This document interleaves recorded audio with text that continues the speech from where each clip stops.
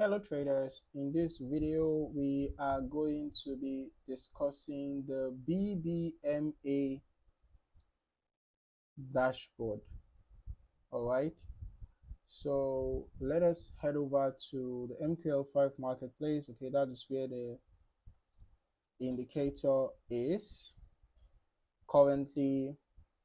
That's where we're going to be downloading the indicator from. Okay, so as we can see, the indicator is actually available for free. We're just going to click on download. Click on this, and here it's going to take us to our MT4 platform. All right, and here we go. Okay, so we're just going to drag and drop. Okay, ensure that the allow DLL imports box is checked.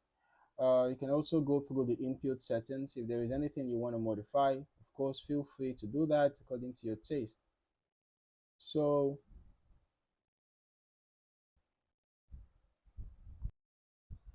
this is how the indicator looks like. All right, it might look confusing, but you know it's quite an interesting indicator. Just displays a lot of information on the screen, right? So it's actually a multi-pair and multi-time frame dashboard. As you can see, different time frames, different currency pairs at the same time. So it helps with multi-time frame and multi-currency pair analysis. Okay, consists of moving averages and Bollinger bands, and it consists of three types of entries, right? We have the extreme. We have you can see we have extreme here.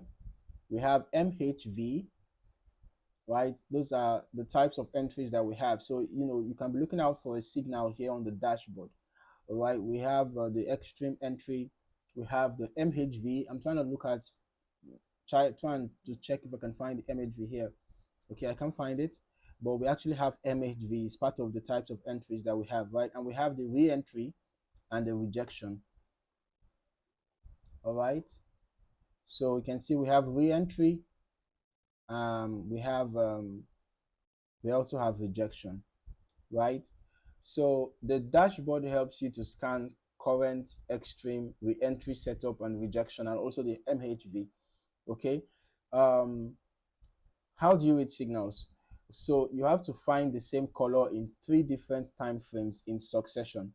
Okay, for example, let's say if you have the first time frame as re-entry, all right, the second time frame must also be re-entry. Okay,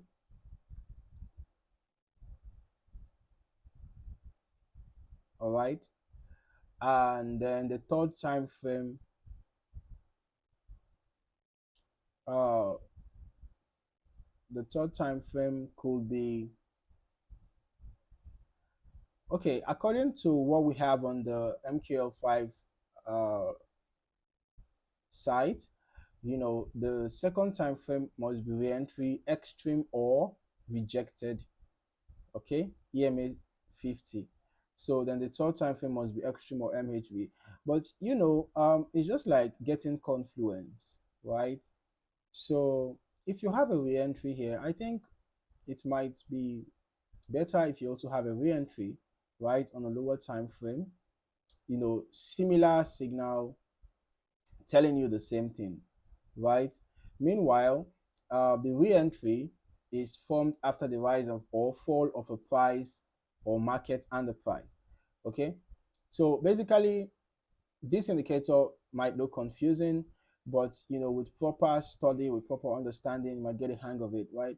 So whatever currency pair that you want to trade, you can just use this to get information.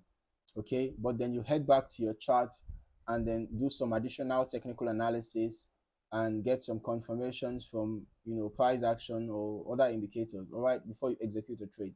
So if you found any value in this video, don't forget to like, subscribe, and turn on your notifications so that you don't miss out on more valuable trading content. Thank you for watching. See you in the next one.